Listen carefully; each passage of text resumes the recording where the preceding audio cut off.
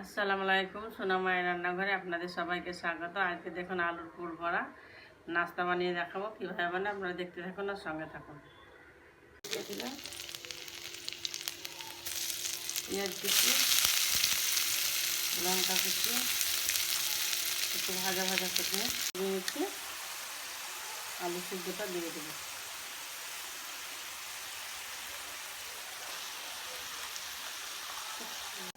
ধনে পাতা কুচি আর ডিম ঝুড়ি করে রেখেছি দিয়ে দেবো। এই পুর দিয়ে নাস্তা করলে বন্ধুরা আর কোনো কিছুই খাবার লাগবে না। নাস্তার সঙ্গে দেখুন কত সুন্দর হয়েছে পুরটা। বেলে নেব, পুর ভরে নেব।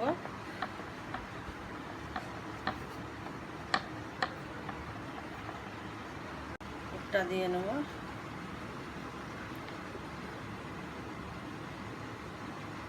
এইভাবে ডিজাইনটা করে নিলে সুন্দর হয়ে যাবে।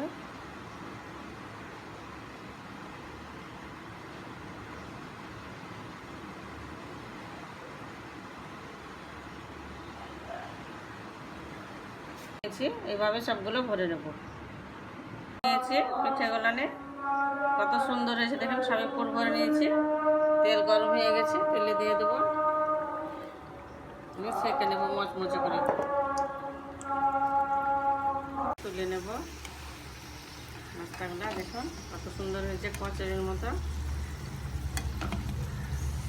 তাটা দেখুন কত সুন্দর হয়েছে, মনে হচ্ছে একদম কচুরির মতো।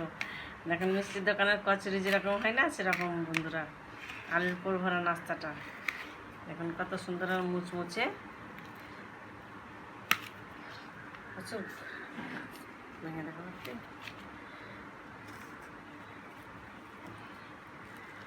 দেখুন এই দেখুন ভিতরটা কত ফাঁপালো, সুন্দর হয়েছে।